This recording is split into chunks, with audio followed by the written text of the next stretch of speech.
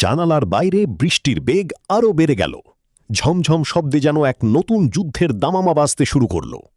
অবনীতার কিবোর্ডে আঙুল চালানোর দ্রুত শব্দে ঘরের নীরবতা ভেঙে খান খান হয়ে গেল।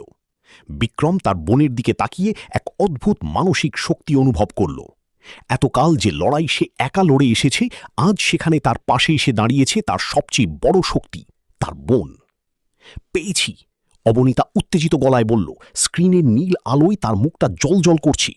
জাফলংয়ের খাসিয়া পাহাড়ের যে অঞ্চলটায় সরকারিভাবে সাধারণ মানুষের প্রবেশ নিষেধ, ঠিক সেই ডার্ক জোনে একটা high frequency satellite signal active হয়েছে। সাধারণ কোনো পর্যটক বা স্থানীয় মানুষের পক্ষে এই প্রযুক্তি ব্যবহার করা অসম্ভব। এটা নেক্রোসের মেইন লিডার ডিমোনাসেরই কাজ। বিক্রম স্ক্রিনের দিকে এগিয়ে এলো। তার চোখ দুটো আবার সেই অতি প্রাকৃতিক উজ্জ্বল নীল রঙে রূপ নিল। সে ম্যাপের দিকে তাকিয়ে বলল, ওরা খাসিয়াদের ওই প্রাচীন লস্ট ভ্যালির দিকে যাচ্ছে। সুলতানি পাণ্ডুলিপির শেষ অংশটা যদি ওরা ওই পাহাড়ের চূড়ায় থাকা প্রাচীন বেদিতে স্থাপন করতে পারে, তবে পৃথিবীর ম্যাগনেটিক ফিল্ড পুরোপুরি ধ্বংস হয়ে যাবে। চিরতরে হারিয়ে যাবে সূর্যের আলো। আমাদের হাতে একদম সময় নেই ভাইয়া।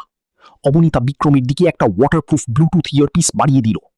এটা নে, আমি তোর চোখের রেটিনা স্ক্যানের সাথে এই ল্যাপটপ সিঙ্ক করে দিয়েছি। তুই যা দেখবি আমি এখান থেকে লাইভ দেখতে পাবো, আর ড্রোন দিয়ে আমি তোকে ওপর থেকে গাইড করব।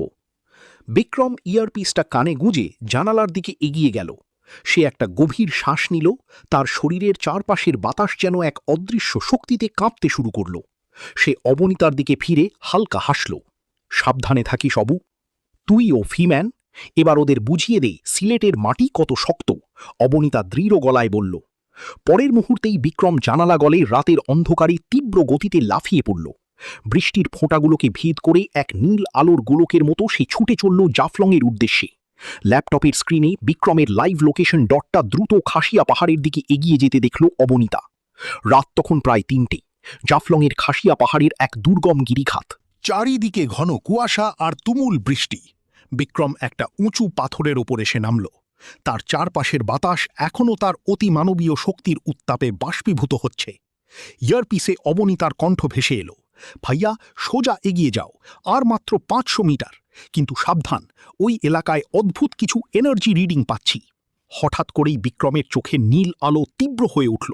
সে দেখল কুয়াশার বুক চিরে সামনে এক বিশাল প্রাচীন পাথরের বেদি, আর তার সামনে কালো আলখাল্লা পড়া একদল মানুষ ঘিরে দাঁড়িয়ে আছে। তাদের মাঝে দাঁড়িয়ে থাকা অবয়বটির হাতে সেই সুলতানি পাণ্ডুলিপি, যা থেকে কালচে লাল এক আভা বের হচ্ছে। তুমি বড্ড দেরি করে ফেললে বিক্রম। থুড়ি ভি-ম্যান। কুয়াশার আড়াল থেকে এক শীতল অমানসিক কণ্ঠস্বর প্রতিধ্বনিত হয়ে উঠল। বিক্রম চমকে উঠে দেখল সেই কালচে লাল আভার আলোয় মেইন লিডারের মুখটা স্পষ্ট হচ্ছে। আর সেই মুখটা দেখা মাত্রই ইয়ারপিসের ওপাশ থেকে অবনীতা আতঙ্কে চিৎকার করে উঠল, ভাইয়া, ওটা হতে পারে না।